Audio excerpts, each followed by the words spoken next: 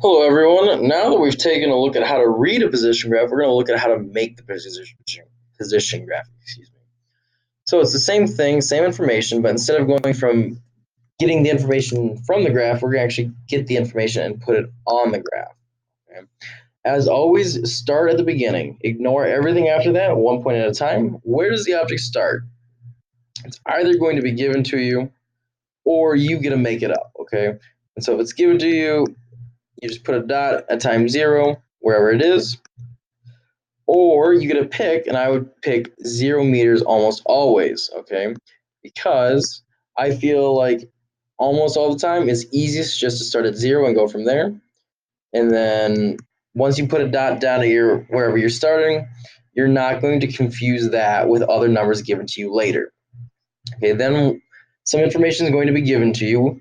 It could be either given to you as where the object goes. Okay, something along the lines of at 2 seconds, I make it to 4 meters. Okay, what this is just a second position. Okay, go ahead and just put a dot down. Don't worry about connecting a line yet. Just put a dot there and then figure out how to connect it later. Really, everything is about making it simple, so take it one step at a time. If they don't give you a second position, what they will give you instead is a velocity. Velocity, we've said, is our change in position per time. So on our position graph, that is our slope. With the slope, you can do one of two things. You can either just draw a line based on that slope for however long it goes, but that is not very accurate on my hands at least. Instead, what you probably use it to do is to calculate the displacement for that period of time. And we're going to look at how to do that here in a little bit.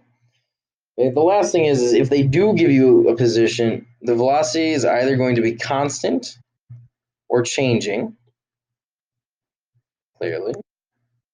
If it's constant, it's easy. You just take those two dots, you connect them with a straight line. A straight line, because with a constant velocity, that means you are changing your position at the same rate the entire time. So your slope is going to be the exact same. If it's changing, it can be changing in two ways. You can either have positive acceleration or negative acceleration. And then with each of those, you have two options. Well, not two options, two possibilities. Okay, so if you've got positive acceleration with positive velocity, that means you're going forward in the first place, and then you're going to be increasing the rate at which you are moving forward. So you start off moving forward with a positive slope, and then it is going to get steeper. Okay, per section, you are moving more distance you're moving your position forward more per time. If, however, you've got a negative velocity, that means your velocity, you're going backwards. It has a negative slope on your graph, so it is going downwards. As as you positively accelerate, your velocity increases, so it's going to get less negative. So it's going to start out going backwards, kind of negative, and then kind of, ignore that little bump there. As it gets less negative, you're going to even out, get closer to zero, okay? As it gets closer to zero, it's actually slowing down. Even though you're positively accelerating, let's say you start here at negative 3 meters per second and end at negative 1 meters per second. Your velocity has increased, but your speed has gone from 3 meters per second to 1 meters per second, and you've actually slowed down. With the negative acceleration, if you have a positive velocity, you're going forward, so you're got a positive velocity or positive slope. Your line's going to start out going upwards, and it's going to get less positive, and so it's going to get closer to that zero. Again, getting closer to zero, it's slowing down. However, if you've got a negative acceleration with a negative velocity, you're starting out going backwards. You've got a negative slope on your position graph, so your line is going downwards. Okay? And so then as it gets more negative, it's going to get steeper and steeper. Okay? So as you can see, if your acceleration and velocity have the same sign here and here, your lines are going to get a greater or steeper slopes, whether it be steeper up, steeper down, which means they're speeding up. If acceleration and velocity have opposite signs, they're going to get flatter, closer to 0 meters per second, and they're going to be slowing down. So let's take a look at what this looks like when we do an example. The child playing tag, who is it, chases down another child at a constant 4 meters per second for 5 seconds. Okay, I highlight all of my information. That's the first bit of motion given to me. The second bit here, until they tag them, where they turn around and run away at 5 meters per second for 3 seconds. There is no initial position given to us, so I'm going to make our lives easy and say we start out at 0. We are given a velocity. Okay, so that's my slope again, and I could go every second I'm going to move up 4 meters and start plotting dots. Okay, but I'm not very accurate, so I'm instead going to use the equation. Okay, and because it's constant velocity, it's a constant rate of change of my position, so it's going to be a straight line. On graphs, we use the equation y equals mx plus b to describe a straight line. Here we have our y variable is actually position, which is our x. Okay? Our slope is velocity. Our x variable is time. And then our y-intercept here is our initial position. I'm going to plug in my information given to me here into that equation to figure out where I am by 5 seconds. So position is equal to my 4 meters per second times 5 seconds, and I start out at 0, so we've got 0 here. We multiply 4 meters per second by 5 seconds, and our seconds cancel out. We're left with 4 meters times 5 seconds gives us 20 meters, plus 0 meters is 20 meters. So at time 5, I have moved up to 20 meters here. It's a very long game of chase. When we go to our second bit of information, we will worry about connecting the dots here in a second. Note, when they tag them, they turn around, okay? So what that means is my velocity is now negative because I am going backwards, and negative in physics denotes direction. So again, we're going to use our position equation. Our position is going to be equal to our negative velocity times our time of 3 seconds. This time our initial position is actually going to be that 20 meters, okay?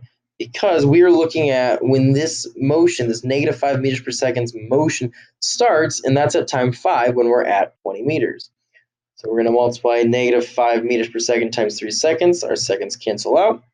We're left with negative 5 times 3 gives us negative 15 meters, plus 20, or 20 minus 15 meters is 5 meters. Go ahead. We start off 5 seconds plus 3 seconds. We are now at 8 seconds. We have arrived at 5 meters. Now let's take a look at how we want to connect these dots. It said constant velocity, and so it's a constant rate of change, which means on a graph we're going to have constant slope. It's going to be a straight line. So take a straight edge that works better than OneNote and connect those 2 dots with a straight line. Then again, we see on the second one, it does not say it is slowing down or speeding up, so we can assume it is constant. And here we are, straight line, dot 1, dot 2. So you can see in the question, it tells us they run forward, they tag them, they turn around, run away. This graph gives them the same information. We're moving forward, they tag them, they turn around and run away. Okay, we're going to take a look at one more example here. Ball starts at 1 meter away from the wall. Child kicks the clock across the room at constant velocity until it hits the wall 8 meters 2 seconds later. And then the ball bounces off that wall, rolls back, slowing down until it hits the other wall and stops 4 seconds later. Here we are given a position of 1 meter in front of the wall. I'm going to call the wall 0 meters. And so I'm starting out at 1 meters. It then moves 8 meters away from that point in 2 seconds. So 2 seconds later, I am 8 meters farther ahead. And so we're going to call that 9 meters. A ball bounces off there, turns around again. So we're going to have a negative velocity. We're going to be going backwards on this one. And so it hits the wall 4 seconds later. We said the wall is 0 meters per second, or excuse me, 0 meters. And so at 6 seconds, because that's 4 seconds after it hit the wall, we are at 0. Now, it says the ball is kicked with a constant velocity. So again, straight line. And OneNote. Come on. Okay. Believe me, you're supposed to connect that dot. There we go.